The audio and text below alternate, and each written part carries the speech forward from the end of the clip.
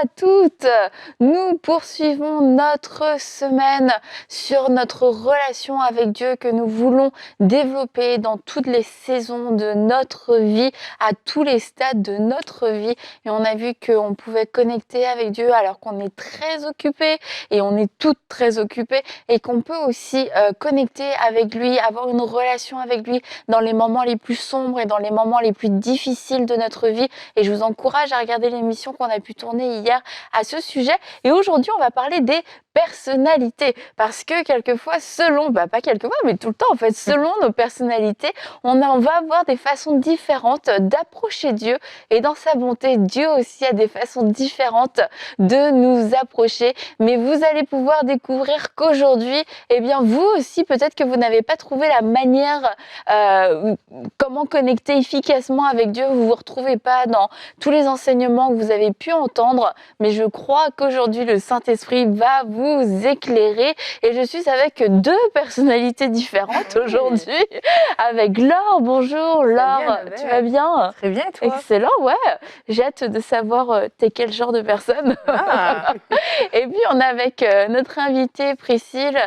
Merci d'avoir été avec nous tous ces débuts de semaine. Quel plaisir. Et puis on va terminer cette moitié de semaine. Et puis demain, on aura aussi la joie de retrouver notre amie Aurélie Tchatchou.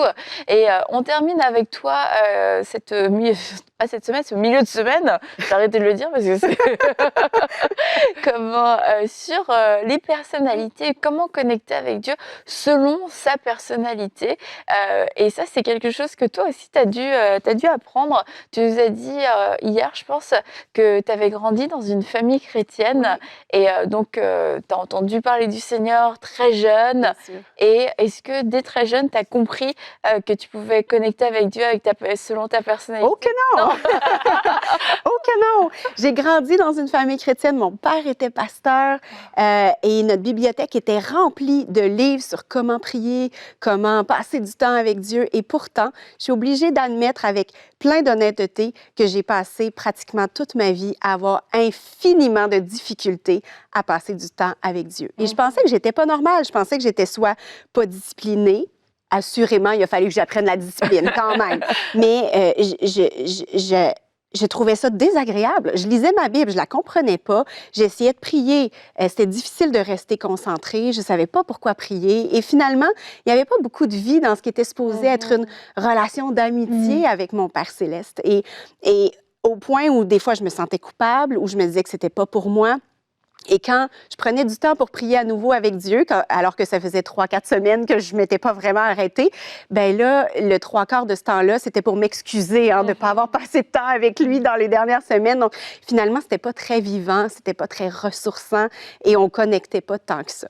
Et on a parlé dans les 2 derniers jours de différentes différentes manières que j'ai découvertes pour passer du temps avec Dieu, mais une des choses qui a été énormément bénéfique dans ma marche avec Dieu, qui a apporté beaucoup de vie à mon âme, c'est de découvrir qu'il y avait différentes personnalités pour connecter avec Dieu. Puis pour l'introduire, je dirais que il y a plusieurs personnalités, on va en parler, mais il y a une personnalité qui s'appelle la personnalité intellectuelle. C'est-à-dire, c'est des gens qui ne sont pas plus intelligents que les autres. C'est juste qu'ils connectent mieux avec Dieu en lisant leur Bible, en approfondissant les Écritures, en étudiant. Et souvent, ces gens-là vont devenir pasteurs, enseignants, théologiens, mais c'est moins de 10% de la population. Donc, une majorité d'intellectuels se mettent à enseigner dans les églises et ils ne veulent pas mal faire, bien sûr, c'est juste qu'ils enseignent leur façon de connecter avec Dieu. Donc, ça a donné beaucoup de livres sur les 135 étapes pour bien passer du temps avec Dieu qui impliquent de la louange, de l'intercession, de la lecture de plusieurs chapitres. Et, donc, merci Seigneur pour ces ressources-là. Il y a des gens pour qui ça correspond tout à fait. Mais ce que ça peut donner, malheureusement aussi, c'est que beaucoup de gens ont pensé que c'était la façon de connecter avec Dieu et ça ne fonctionne pas pour eux. Et donc, ils se disent, soit ils ne sont pas assez spirituels, soit il y a quelque chose qu'ils n'ont pas compris, soit ils ne sont pas assez disciplinés. Et donc, ils finissent par abandonner ou leur relation avec Dieu, elle n'est pas vivante, c'est une corvée. Et donc, de réaliser qu'en fait, on est vraiment tous différents et que Dieu veut une relation qui est unique, qui est personnalisée avec nous, ben ça peut ouvrir beaucoup de portes. Ma relation avec mon mari va être différente de celle avec mes filles ou avec certaines amies. On s'adapte, on n'est pas différentes, c'est juste qu'on s'adapte à la relation qu'on a avec chaque personne, à ce qu'on connaît de l'autre. Mon mari me fait beaucoup rire, alors il fait sortir une personnalité plus fofolle à l'intérieur de moi, mais avec d'autres amis, ça va être très sérieux et on va parler de théologie. Mais je suis la même personne, c'est juste que j'ai pas le même type de relation avec les gens qui m'entourent. Et je crois que Dieu, c'est la même chose. Dieu ne veut pas des robots. Dieu ne nous demande pas de rencontrer 145 étapes précises pour connecter avec lui. Il nous a créés d'une façon et il veut être en relation avec nous selon notre personnalité et d'une façon qui est unique et qui va se développer, qui va changer aussi avec les années. Donc ça, pour moi, ça a été beaucoup de vie pour mon âme. Mais je peux vraiment comprendre, parce que moi-même, pendant longtemps, je me suis dit: «Mais attends, j'ai un problème. Franchement, j'ai un problème, je dois pas aimer assez Dieu», parce que dans les formules que personne ne m'a imposées, hein, d'ailleurs, c'est toi qui tires tes conclusions, tu regardes les gens, tu te dis faut faire ci, faut faire ça, puis tu fais ta propre liste à toi. Mais en fait, moi, je me retrouvais pas, puis tu te retrouves tout le temps en situation d'échec parce que t'essayes à chaque fois, mais ça fonctionne jamais. Et c'est décourageant. Et c'est ça. Ça veut pas dire qu'il n'y a pas une partie aussi qui est charnelle parce que tu as besoin aussi de te discipliner, tu as besoin par moment de te parler, mais il y a des choses qui fonctionne juste pas. Et en fait, une des choses aussi qui m'a aidée, c'est de comprendre, regarde, ta relation avec ton mari, c'est ta relation avec ton mari. Et puis tu vois, je le comprenais bien à ce niveau-là, qu'on a notre histoire, on a notre façon de fonctionner qui fonctionne pour nous, mais qui fonctionnerait pas du tout pour quelqu'un d'autre. Et que comment un autre couple fonctionne, même si je les trouvais super, même si j'aimais beaucoup les gens, en fait, j'arrivais avec du recul à comprendre, mais leur fonctionnement ne me convient pas. Exact. Et pour ça, j'avais aucune résistance, je comprenais. Et puis en fait, quand j'ai compris, mais en fait, c'est la même chose dans ta relation avec Dieu, c'est que ce qui fonctionne pour elle ou pour lui, en fait, c'est juste pas ta relation avec Dieu, t'as ta relation personnelle. Il fallait que je trouve ma relation personnelle. Et c'est vrai que pour trouver sa relation personnelle, on peut s'inspirer de différentes personnes. On peut voir, ok, tu fais ça, c'est cool. Mais en fait, à un moment donné, quand tu vois que ça fonctionne pas, que ça porte pas de fruits dans ta vie, qu'au contraire, ça amène que de la frustration, du découragement et de la condamnation, tu te dis, il y a un truc qui cloche, franchement. C'est pas Dieu qui cloche. Assurément pas. Bon, il reste toi, quoi. Il reste toi et ta façon de faire. Et je pense que c'est important, et je pense que c'est un des travaux aussi qu'on a beaucoup fait dans l'émission Paroles de femmes, c'est de pouvoir ouvrir les possibilités dans notre relation avec Dieu, tout en restant des femmes spirituelles. Mais c'est juste que ma relation avec Dieu, c'est pas la même relation que le pasteur va avoir, que la dame ou je sais pas qui. C'est une relation qui est unique, en fait. Ouais, c'est ça. Puis c'est sûr qu'après, dans les églises, il y a des bonnes bases, il y a des bonnes choses qu'on apprend, puis c'est important pour partir quelque part. Mais c'est sûr qu'après, en tant que chrétien, on va pas chercher plus loin, quoi. On se satisfait aussi de ce qu'on nous donne. Donc on se dit, on nous donne ça, donc ça doit forcément être ça, sans aller creuser plus. Mais effectivement, c'est vrai que Dieu nous a créés d'une façon unique. Donc il faut vraiment prendre conscience, c'est quoi unique, quoi, dans notre personnalité, dans notre caractère, dans qui on est. Et que même dans les personnalités que tu vas donner, même ces personnes-là, entre elles, sont aussi uniques et différentes. Absolument. Donc vont aussi procéder de façon différente, vont avoir des petites choses qui vont pas faire de la même manière. Et je trouve ça beau parce que de prendre conscience qu'on peut vraiment avoir cette façon authentique de vivre pleinement notre relation avec Dieu.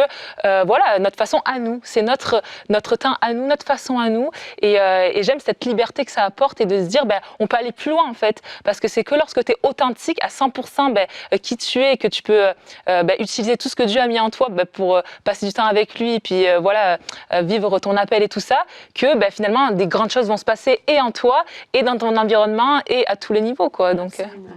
Et toi, Priscille, tu avais lu un livre qui t'avait beaucoup aidé et éclairé, qui présentait 7 types de personnalités. 7, c'est ça? Oui, en fait, il y en a 9. Je les nommerai peut-être pas toutes. Il y en a qui sont plus complexes à expliquer.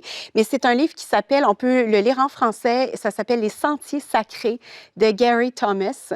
Et j'ai eu le bonheur de croiser ce livre-là. On me l'avait recommandé. Et une chose que j'ai compris, c'est l'importance de ne pas hésiter à faire des tests, à faire des essais.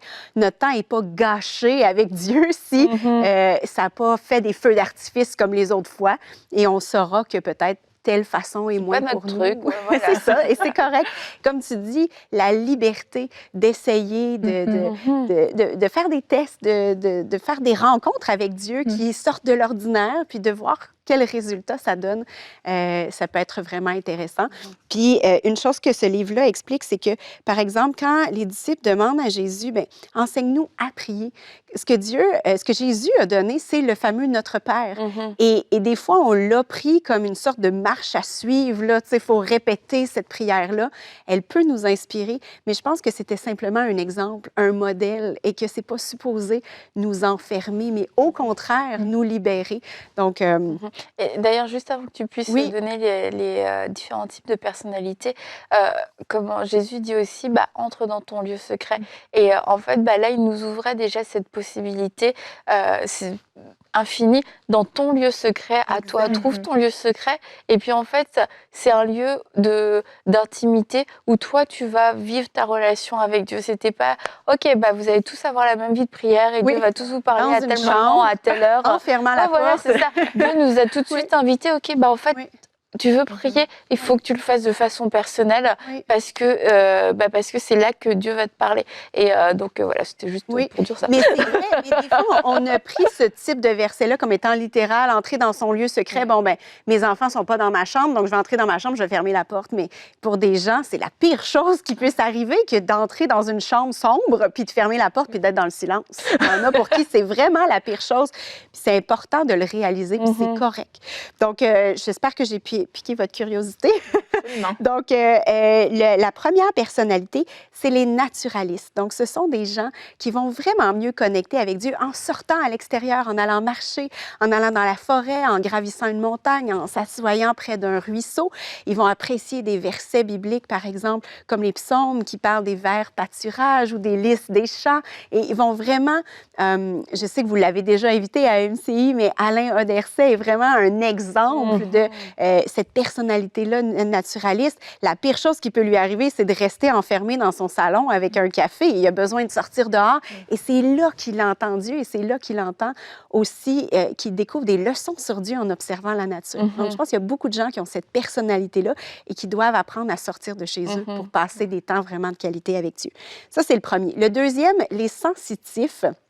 Ce sont des gens qui vont connecter avec Dieu beaucoup par leurs 5 sens. Souvent, ça va être des personnalités plus artistes qui vont aimer, par exemple, je ne sais pas, diffuser des huiles essentielles ou faire brûler de l'encens. Bon, c'est peut-être pas pour tout le monde. Non, mais qui vont mettre sur un terrain glissant la brisée. Ne nous amène pas avec toi.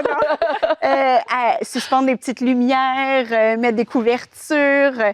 Et pour ces gens-là, souvent dans des églises évangéliques là, où on a enlevé toutes les images, où c'est très froid, plus solennel, ça va moins les rejoindre. Ils vont vraiment apprécier les couleurs, la musique, les sons. Donc, ils ont besoin d'ambiance, finalement, pour connecter avec Dieu. Les traditionalistes, c'est des gens qui vont apprécier les rituels, qui vont apprécier les habitudes. Eux vont aimer l'étape 1, l'étape 2, l'étape 3, vont même apprécier relire plusieurs fois les mêmes versets. Et c'est pas mal, hein, de relire et relire encore et prendre le temps de méditer, vont apprécier d'approfondir les mêmes passages ou relire les mêmes choses pendant des mois, parce que ça va prendre vie d'une façon différente pour eux. Donc, ils aiment beaucoup les rituels, se créer des rituels pour eux qui vont correspondre à leur temps avec Dieu. Les ascètes, c'est des gens qui vont apprécier, par exemple, le silence, des gens qui vont aimer jeûner. Ils vont avoir des personnalités là, pour peut-être devenir moine. On ne va pas aller jusque-là, mais c'est ce type de personnalités-là qui vont vraiment prendre beaucoup de temps à part. Ils vont être très contemplatifs aussi. Donc, on pourrait associer la personnalité de Jean-Baptiste, par exemple, à un ascète. Il se privait d'alcool, il vivait dans le désert, il mangeait du miel et des sauterelles. Donc, c'est un peu extrême pour certaines personnes. On n'a pas besoin de faire tout ça pour aimer Dieu, mais certaines personnes ont besoin de ça pour se sentir vraiment plus près de Dieu. Les serviteurs, c'est une autre personnalité qui est assez fréquente, qu'on retrouve chez beaucoup de gens. C'est des gens qui vont se sentir près de Dieu à travers le service. Ils vont avoir besoin de... ça peut être de cuisiner ou passer le balai dans la maison pour les enfants, et c'est là que leurs plus belles louanges vont s'élever pour Dieu. Servir dans une soupe populaire ou aider d'autres femmes de l'Église. Donc, c'est des gens qui vont vraiment avoir besoin de servir, et à ce moment-là, ils vont être inspirés de prier pour les gens qu'ils aident. Ils vont vraiment sentir que Dieu prend plaisir en eux plus que jamais. Et donc, ils vont se sentir plus près de Dieu. Les enthousiastes vont... c'est les personnalités plus expressives. Des fois, dans certaines églises, c'est ceux qu'on trouve un peu plus fatigants. Là. Ils ont toujours les bras dans les airs. Ils disent « Amen » sans arrêt pendant les prédications. C'est les premiers à apprécier les concerts de louanges où il va y avoir de la grosse musique. Ils vont être en avant, puis ils vont être les premiers à sauter. Là. Donc, c'est des gens qui ont besoin d'exprimer leurs émotions. Puis ça ne va pas être superficiel. Vous savez, ça peut paraître superficiel pour des gens qui sont traditionnalistes ou ascètes, mais non, c'est pas superficiel parce que leur cœur peut être tout à fait près de Dieu, disposé. C'est leur façon de louer Dieu. Il y a des terrains glissants pour chaque personnalité. Hein. Vous le voyez, il y a des endroits où il ne faut pas aller dans notre personnalité. Mais quand on comprend que chaque personne a des personnalités différentes, on peut apprécier que quelqu'un soit différent de nous.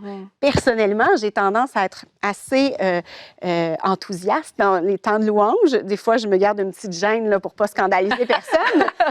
Mais j'ai longtemps pensé que les gens qui ne levaient pas les bras dans les airs pendant les louanges, ils étaient sûrement moins spirituels que moi. Ça m'a pris du temps avant de réaliser que c'était parce que, en fait, ils ne louaient pas de la même façon que moi. Donc ça, c'est pour les enthousiastes. Et l'autre personnalité dont je voulais parler, c'est les intellectuels. Donc, j'en ai parlé un petit peu, mais c'est des gens qui vont vraiment être prédisposés à aller faire des études bibliques, à approfondir leur théologie, à se poser beaucoup de questions, à faire des recherches. Eux vont vouloir lire beaucoup la Bible, mais ils ne doivent pas imposer aux gens de lire 15 chapitres par jour parce que eux, ça amène de la vie pour eux. Donc, les intellectuels vont vraiment... leur cerveau va faire des feux d'artifice, leur âme va s'éveiller alors qu'ils comprennent des nouvelles choses sur Dieu. Donc, de comprendre notre personnalité ou nos personnalités peut nous aider à essayer des nouvelles choses et à se donner le droit d'être d'une certaine façon et vraiment que notre âme prenne vie alors qu'on fait ce type de test-là et qu'on découvre c'est quoi notre chemin à nous, notre sentier sacré à nous. Ben, en tout cas, c'est vraiment intéressant. C'est parce que ça nous montre qu'en effet, il y a différentes façons de s'approcher de Dieu. Et c'est le même Dieu, je tiens à dire qu'on s'approche du même Dieu, avec la même foi en Jésus-Christ. Mais comme tu l'as dit, Priscille, il y en a, ils vont s'approcher de Dieu à travers une étude. Il y en a qui vont vouloir écrire, ils vont écrire un journal et c'est leur prière. Mais il y en a d'autres, ils ont besoin de le parler, ils ont besoin de le chanter, ils ont besoin de l'exprimer. Et il n'y en a pas un qui est plus spirituel ou qui est moins spirituel que l'autre. Et je pense que la première chose qui est importante, c'est de se connaître pour pas se limiter et pour pas vivre une vie constamment de frustration où tu te dis mais pourquoi ça fonctionne pas pour moi. Et la deuxième chose aussi, c'est de pouvoir être mature, de pas non plus s'enfermer.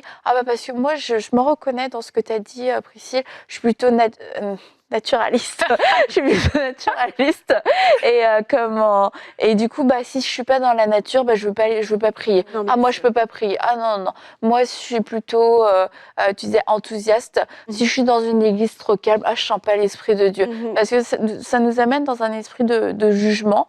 Et puis, ça nous amène aussi dans un terrain où on va se limiter. on a toute notre liberté de s'approcher de Dieu à notre façon dans tellement de moments dans notre vie, mais il y a d'autres moments aussi dans notre vie, notamment des moments peut-être plus dans le corps avec un groupe où on peut pas juste dire ah non moi c'est pas mon truc, parce que là on devient égoïste, on devient centré sur nous-mêmes. Oui. Et ça avec la connaissance il doit y avoir aussi de la maturité, parce que dans la maturité il y a l'humilité de dire c'est pas que à ma façon non plus. Absolument. Je sais c'est quoi ma meilleure façon, mais je vais être capable de le faire d'une autre façon parce que j'aime les autres, parce que je veux pas me limiter, parce que je veux pas non plus devenir hyper rigide. Ah bah moi j'ai compris que les montagnes c'est ce qui m'inspirait.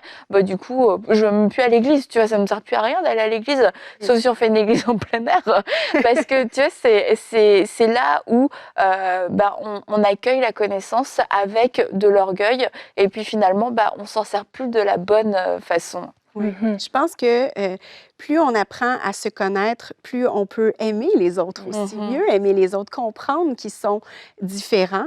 Mais je pense que on peut comprendre qu'on est aussi appelé à développer toutes ces personnalités-là. Et c'est un peu ce que le livre Les Sentiers sacrés explique, c'est que quand on connaît notre personnalité, on sait aussi comment se rendre dans notre propre Gethsémanie. Comme Jésus, alors qu'il approchait la mort, il est allé spontanément dans le lieu qu'il fréquentait, à l'endroit où il se sentait bien et où il était...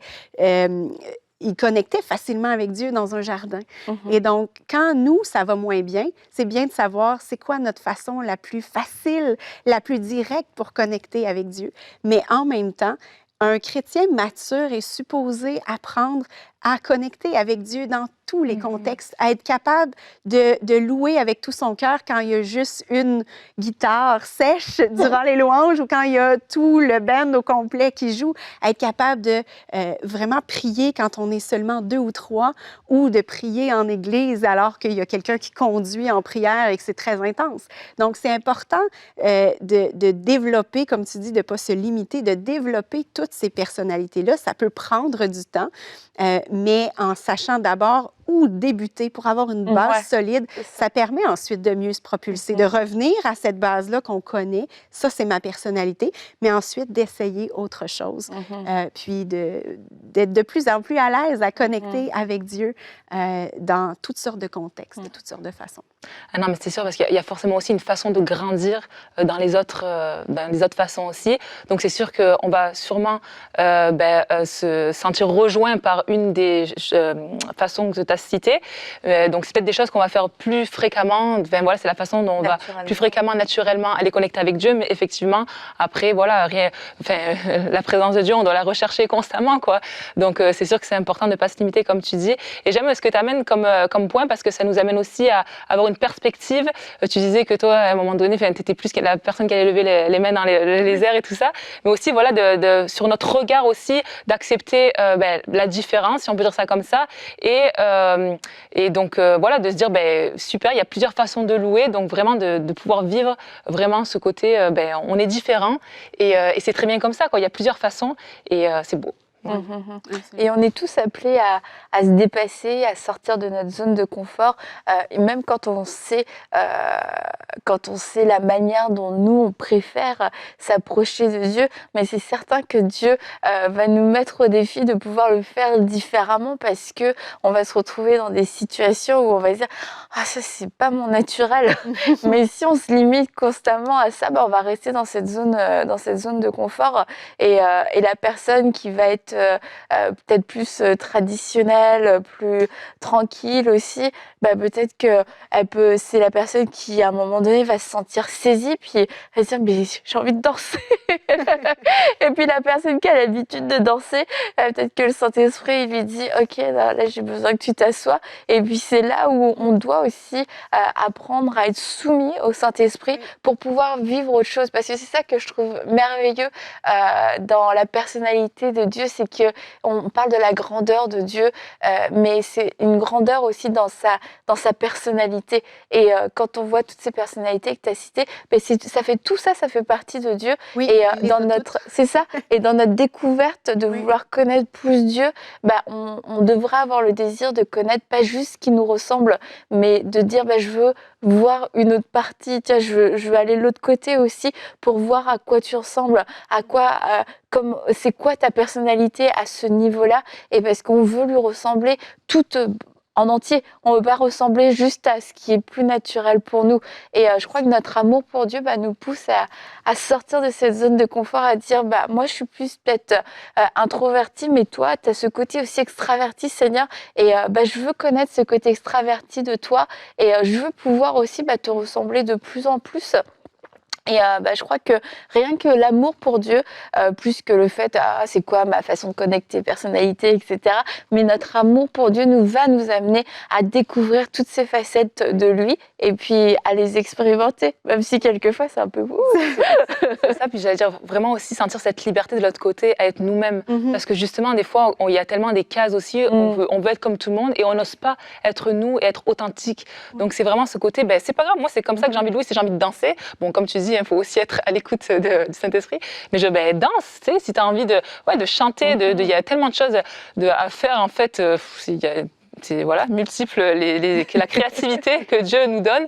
Mais c'est ça, vraiment oser se lancer, puis dire, moi, Seigneur, j'ai envie de te louer comme ça, quoi. J'ai envie d'être moi-même et être authentique à 100%. Et voilà, de ne pas se laisser prendre. Moi, ça m'émerveille parce que ça me montre à quel point Dieu est accessible. Il veut se révéler à nous selon comment il nous a créés. Mais en même temps, il est tellement complexe et complet qu'on n'aura jamais fini de le découvrir, sachant qu'il a tous ces aspects encore qu'aucun livre ne peut écrire. On n'aura jamais fini de progresser à le découvrir, de découvrir d'autres aspects, d'autres facettes. C'est un Dieu qui est complexe, qui est profond, donc jamais notre relation va devenir ennuyante, ne devrait pas, parce que Dieu, lui, a toutes sortes d'aspects, a toutes sortes de facettes qui fait que au fur et à mesure qu'on avance dans notre vie, on est assuré qu'on va pouvoir découvrir autre chose. Mais moi, ce que j'ai envie de dire, c'est à cause de ça, de ne pas accepter d'avoir moins qu'une relation passionnante avec Dieu. Sachant qu'on peut connecter avec Dieu, comme on le dit, par des silences, par des soupirs, par la contemplation, en n'utilisant pas beaucoup de mots selon notre personnalité. Il y a tellement d'aspects qu'on peut découvrir dans notre connexion avec Dieu qu'il n'y a pas de raison de se priver de la présence de Dieu, de se priver de développer notre relation avec lui. Et donc, on devrait pouvoir en arriver à dire, comme le roi David, sincèrement, mieux vaut un jour dans tes parvis que 1000 ailleurs. Et moi, j'en suis arrivée à ce point-là où je me souviens, entre autres, j'ai passé une fin de semaine incroyable. Je suis allée donner une conférence dans une église. Je suis allée au spa avec des amis. Ensuite, on a bien mangé. Puis, c'était une belle fin de semaine là, entre femmes. Et je suis rentrée chez nous. Et le lundi matin, alors que tout était retombé tranquille, je me suis assise avec mon café. J'ai ouvert mon étude biblique et j'ai poussé un soupir.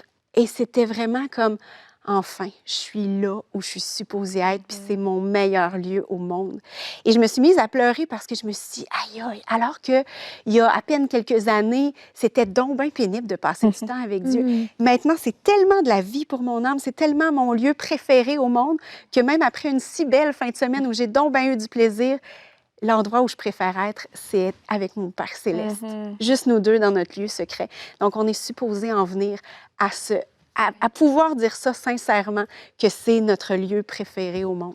Mais merci beaucoup, Priscille, pour ces quelques jours passés avec toi. Et je veux vous rappeler que Priscille a écrit un livre avec d'autres mamans chrétiennes renouvelées, un livre d'inspiration quotidienne pour les mamans surchargées. Et nous vous le recommandons comme un outil pour vous aider à connecter avec Dieu, pour vous aider à approfondir votre relation avec Dieu, particulièrement si vous êtes une maman surchargée. Merci Priscille d'avoir pris le temps de répondre à ce que Dieu t'avait demandé de faire en écrivant ce livre qui, je crois, va être une bénédiction pour plusieurs femmes. Puis merci d'avoir pris le temps de venir nous voir dans Parole de Femmes. Et on va se retrouver demain avec Aurélie, comme je disais, et on va parler de la joie. Quelle est la place de la joie dans la vie chrétienne? Et on s'en parle demain dans Parole de Femmes.